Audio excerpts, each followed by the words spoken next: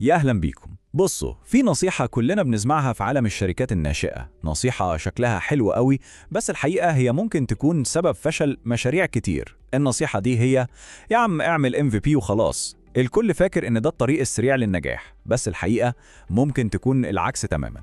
تعالوا نشوف مع بعض إزاي الفكرة دي ممكن تكون فخ. طب خلونا نفكر في حاجة كده. كم مرة شفنا مشروع جديد طالع بحماس كبير قوي وفجأة اختفى؟ يعني بينزلوا أول نسخة من المنتج وبعدها خلاص كأن الأرض انشقت وبلعته.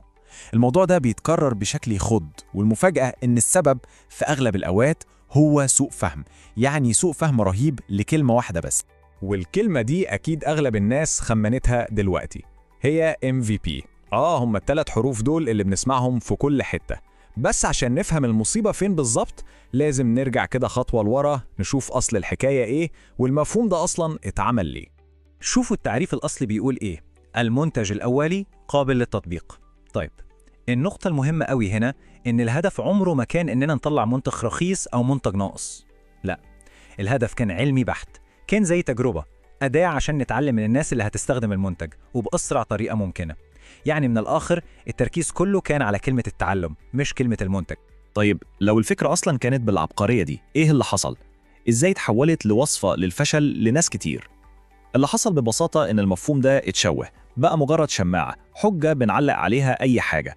الكسل، قلة الفلوس، أو حتى فكرة إننا مستعجلين وخلاص من غير أي سبب. الكارثة إن كلمة MVP في السوق دلوقتي بقت معناها منتج مليان مشاكل، منتج ناقص، والأهم من كل ده تجربة استخدام سيئة ومحبطة لأبعد الحدود. فبدل ما تكون أداة عشان نتعلم، بقت مجرد طريقة نرمي بيها منتج مش جاهز في السوق ونقول يا عم هنبقى نصلحه بعدين. وده بقى بياخدنا لأخطر حتة في الموضوع كله. لأن زي ما المثل بيقول، الانطباع الأول هو اللي بيدوم. والمستخدم لما يجرب منتج لأول مرة وتبقى تجربته محبطة، تفتكره هيرجع تاني؟ صعب قوي، شبه مستحيل إنه يفكر يديله فرصة تانية. والانطباع الأول السيء ده كفيل إنه يقضي على المشروع كله قبل ما حتى يبتدي. وهنا بقى لازم نفرق كويس قوي بين طريقتين في التفكير مختلفين تماماً عن بعض. في حاجة اسمها ال MVP المضروب، وده اللي حكينا عنه، وفي بقى ال MVP الذكي. والفرق بينهم هو حرفياً الفرق بين إن المشروع يفشل أو ينجح ويكمل. تعالوا نبص على الفرق ده كويس. ال MVP المضروب بيبقى منتج ناقص. يعني إيه ناقص؟ يعني المستخدم بيحس إنه مكسور، في حاجة مش شغالة صح. أما بقى ال MVP الذكي فهو منتج فيه خصائص أقل، وده فرق كبير قوي. ده قرار مقصود إننا نركز على أهم حاجة وبس. طيب، النقطة التانية، المضروب بيقدم تجربة سيئة بتحبط أي حد، لكن الذكي بيقدم أعلى جودة ممكنة في الخصائص القليلة اللي اختارها، فبيخلق إحساس بالاحترافية.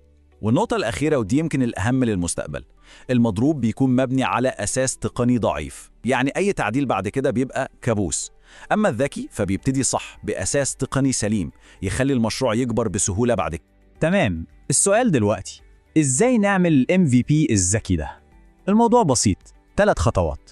أول حاجة الأساس، لازم نبني أساس تقني قوي من أول يوم عشان المشروع يعرف يكبر بعد كده من غير ما يقع. تاني حاجة التركيز، لازم نكون قاسيين على نفسنا قوي في تحديد الأولويات ونختار أقل عدد ممكن من الخصائص اللي بتحل المشكلة الأساسية للمستخدم وبس. تالت حاجة والأخيرة الإتقان، الكام خاصية اللي اخترناهم دول لازم يتلمعوا ويتظبطوا لدرجة الكمال عشان تجربة الاستخدام تكون ممتازة.